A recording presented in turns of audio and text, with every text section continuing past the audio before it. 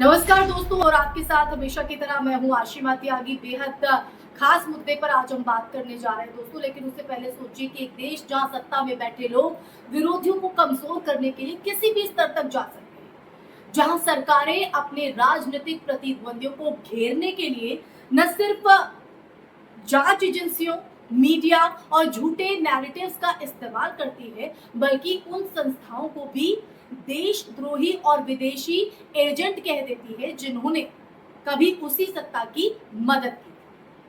जी हाँ, हम बात कर रहे हैं असम के मुख्यमंत्री हेमंत बिस्वा शर्मा और कांग्रेस सांसद गौरव गोगोई के बीच चल रही उस राजनीतिक जंग की, जिसमें शर्मा ने एक एनजीओ को पाकिस्तान से जुड़ा बताया। वही एनजीओ जिसने कभी नरेंद्र मोदी के गुजरात में हीट एक्शन प्लान को लागू करने में अहम भूमिका निभाई थी। कहानी शुरू होती है उन दिनों से जब हेमंत बिस्वा शर्मा ने एक ट्वीट के जरिए दावा किया कि गौरव गोगोई के परिवार से जुड़े एक एनजीओ को विदेशी फंडिंग मिली और उसका पाकिस्तान से लिंक। उन्होंने इस बात को देशभक्ति बनाम देशद्रोह के चश्मे से दिखाने की कोशिश की और गोगोई पर निशाना साधा। लेकिन दोस्तों, सच्चाई इससे कहीं ज्यादा है, गहरी और दिलचस्प भी है।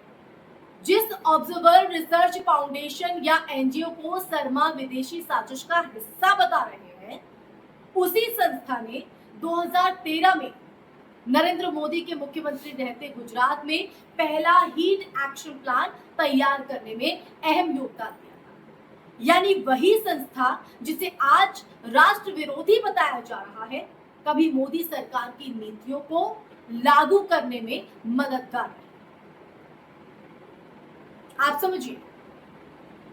अब ऐसे में यहाँ सवाल उठना लाजमी है, और सवाल यहाँ पर यह उठता है कि अगर उस समय वो संस्था राष्ट्रहित में काम कर रही थी, तो आज अचानक वो पाकिस्तान समर्थित कैसे हो गई? जवाब साफ है।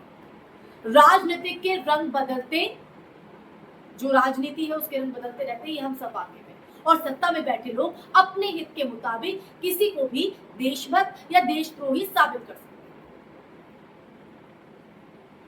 गौरव गोगोई असम में मोदी सरकार की प्रधानमंत्री आवास योजना से जुड़ी कथित अनियमितताओं को लेकर हेमंत सरकार पर लगातार हमला बोल रहे हैं, उन पर सवाल खड़े कर रहे हैं। यही नहीं दोस्तों, गोगोई ने यह सवाल भी उठाया कि शर्मा के परिवार से जुड़ी कंपनी को सरकारी प्रोजेक्ट से कैसे फायदा पहुंचाएगा। जाहिर है कि ये राजनीतिक हमला बीजेपी सरकार को रास नहीं आया, और जवाब देने के बजाय उन्होंने गोगोई को घेरने के लिए उस एनजीओ को निशाना बना दिया जिससे उनका परिवार जुड़ा बताया जा रहा है।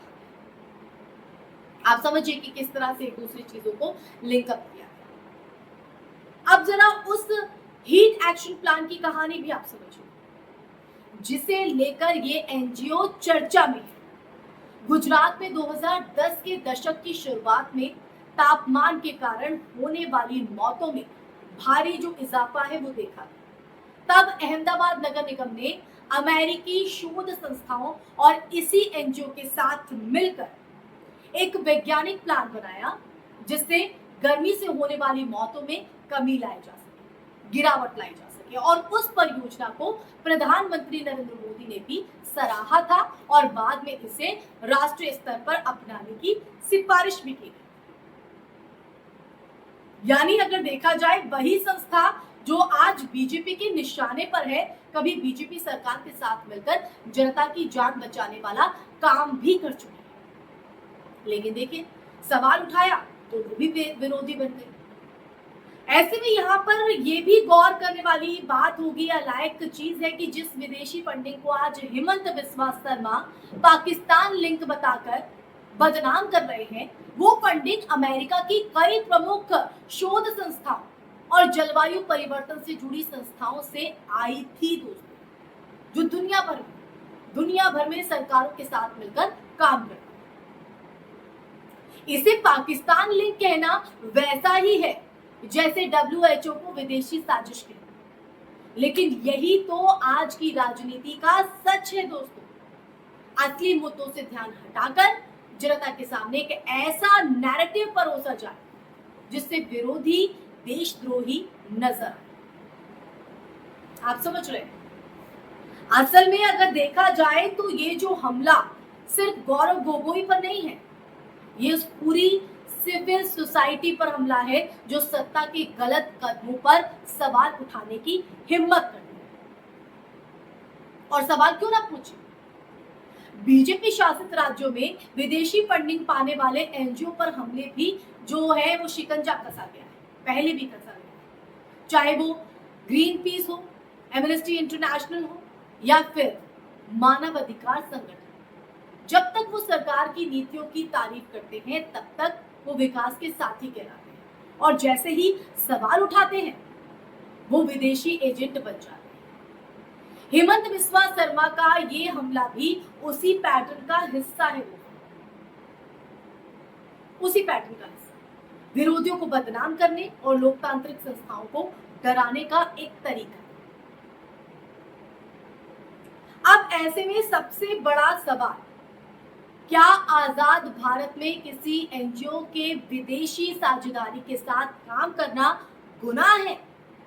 अगर वही संस्था मोदी के मुख्यमंत्री रहते गुजरात में जलवायु संकट से लड़ने में मदद कर सकती है, तो फिर आज अचानक वो राष्ट्र विरोधी कैसे हो गए? क्योंकि उसने सवाल उठाया, सवाल पूछा। तो जवाब साफ है, ये मामला देशभक्ति का नहीं बल्कि अगर देखा जाए तो सत्ता की राजनीति का है। गोगोई बीजेपी के भ्रष्टाचार और सत्ता के दुरुपयोग पर सवाल उठा रहे हैं और उन्हें चुप कराने के लिए पूरी मशीनरी उन पर और उनसे जुड़े संस्थानों पर झूठे आरोपों की बौछार कर रही है, क्योंकि गोगोई का सवाल उठाना सत्ता को रास नहीं आता। तो आज की इस चर्चा में आखिर में यही कहा जा सकता है दोस्तों कि हेमंत बिस्वा शर्मा का जो ये हमला है ना तो किसी देशभक्ति की भावना से प्रेरित है और ना ही राष्ट्रीय सुरक्षा की चिंता से। ये महज एक राजनीतिक रणनीति है, अपने विरोधी को बदनाम करना, सच्चे मुद्दों से जनता का ध्यान हटाना और लोकतंत्र में सवाल पूछने वाली हर आवाज को डरा देना। लेकिन इतिहास गवाह है कि ऐसी रणनीतियां टिकती नहीं है। सच्चाई चाहे जितनी देर से बाहर आए, एक दिन उजागर जरूर होती है, और जब वो दिन आएगा तो जनता को याद रहेगा कि जिसे सत्ता ने देशद्रोही बताया था उसने ही कभी जनता की जान बचाने में भूमिका निभाई। तो आप ही समझिए कि सच्चाई क्या है, गौरव गोगोई का जो विरोध है वो क्यों किया जा रहा है, क्योंकि सवाल सरकार से पूछे जा रहे हैं और जो आज के इस परिस्थितियों में सत्ता से सवाल करता है वो देशद्रोही बन जा रहा है। लेकिन ये दोहरा मापदंड आखिर किसने बनाया, ये किसने तय किया, ये आप इसका जवाब खुद दीजिए।